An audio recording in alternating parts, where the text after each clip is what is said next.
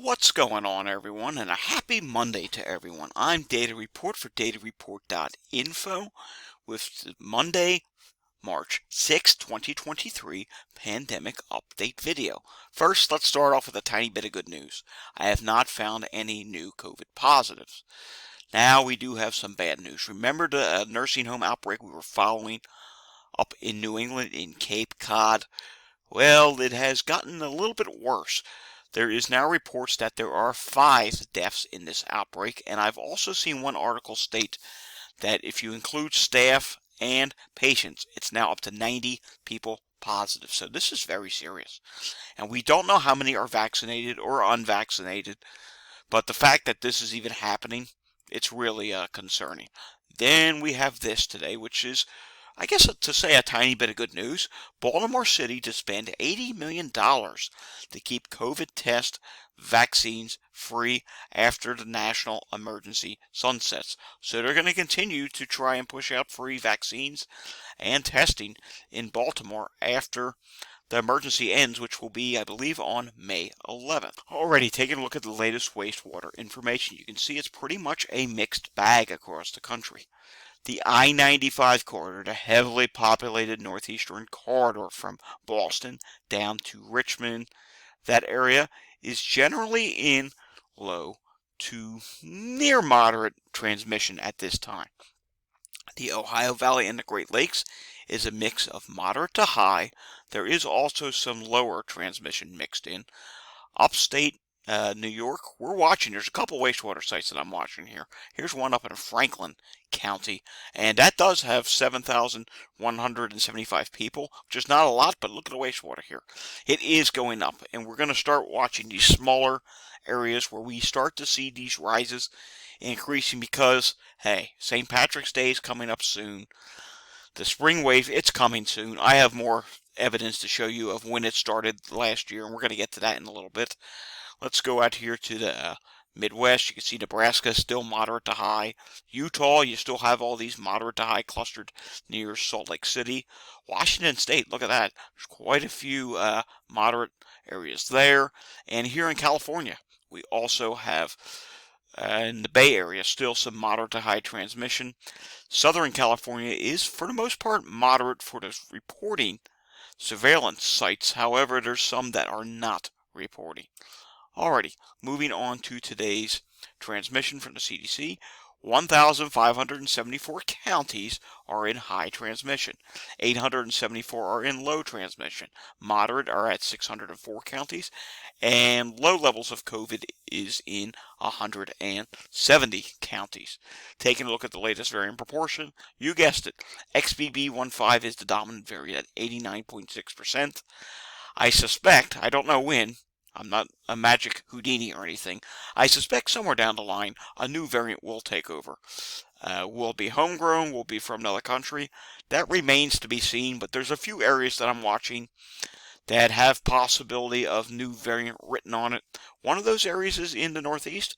Another is in the Great Lakes region where we've seen those higher wastewater sites. Let's take a look at New York State. Now here's some good news. New York State's really mixed right now. On the dashboard for New York State itself, the last 24 hours, only 869 new cases. That's a really good number. Test positivity for the prior day is 2.7%, which is lower than the 7-day average of 3%. Then we come over here to hospitalizations, which I've not updated for today, but here is the most recent update. On March 3rd, 1,632 people in the hospital, 192 people in the ICU.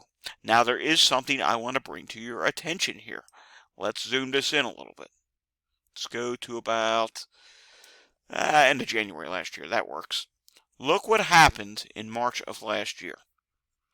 So you can see here the hospitalizations, they were dropping. Then it leveled off in March of last year. Then at the end of the month it started rising in April. It rose from April all the way up to this date right here on May 23rd. This was the spring wave. This is something I'm looking to see potentially occurring within the next 2 to 3 weeks. I have evidence for this. Let's move on to Walgreens. I'll show you why. Here's the national positivity, 29.3%. The prior week was 31.6%. That is down 2.2%. Total tests 18,781. Prior week 22,238 tests. So testing is way down.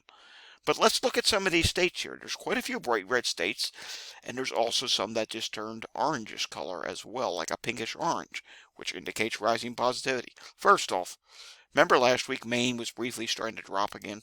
Yeah, that didn't last very long. They actually went even higher now. 43.6% positivity rate in Maine this week, 34.8% last week. That's a difference of up 8.8%. When you zoom this out for Maine, look at this. We're approaching the record level. I think the record was right here around the holidays, wasn't it? Yeah, Maine around the holidays was close to, it was at 45.4%. So it should just continue upward like it is right now. And you can see on the chart, it's continuing up. It's going to break the record. All right, New Hampshire. New Hampshire's also starting to rise again. It dropped briefly, but now it's starting to rise again. Yes, testing's down, but hey, it's a rise. 34.5% this week. Prior week, 30%. 4.5% difference. Now let's take a look at New York State. This is where things get relatively interesting. First, we're going to zoom the chart in. Look, 33.2% this week, 31.8% last week. Difference of 1.5% up. Testing is down a good bit. But look what happens when I zoom this out here. You come to January of last year, there was BA.1 wave. Then you watch that as it dropped. And look what happened right here around middle of March. Between the 14th and the 21st. See? It started to rise again. And it did drop all the way down to 4.4%. I mean, that was a big drop. Then it rose all the way up to 29%. So, if we zoom this back in again, unfortunately, the baseline this go around, you're starting out at 31.2% and just now starting to rise again. Hopefully, this is not the start of a trend, but as you saw there, the spring wave last year did start in March, and it showed up first on Walgreens. And then, as you know, as we went into April, it showed up, let's go back here. It showed up in April of last year on the hospitalizations in New York State. So, I think the Northeast would be the first place to see the spring wave simply because of the colder weather, for one, and two, Boston's a big area for St. Patrick's Day. It's a big deal in Boston. I've never actually been there on St. Patrick's Day, but I have heard about it. You also have Ohio State, which is now starting to show up on Walgreens data. But I will advise with this, there's no real clear trend. It did start to go up again, then it went down, now it's trying to go up again, now it's a little flat, but nonetheless, 31.8% this week, 29.8% last week, difference of 2%. Testing is down, that could be part of the problem. Another issue is we did see wastewater up there, so we'll just have to watch that. West Virginia briefly did peak end of last week at 44.6%. Then it dropped a little bit. Right now it's at 41.3%. That's a difference of 12.7% from last week's 28.6%. But again, zoom this in ever so closely. It's actually starting to already rise again. So that's interesting. Maryland, look at this.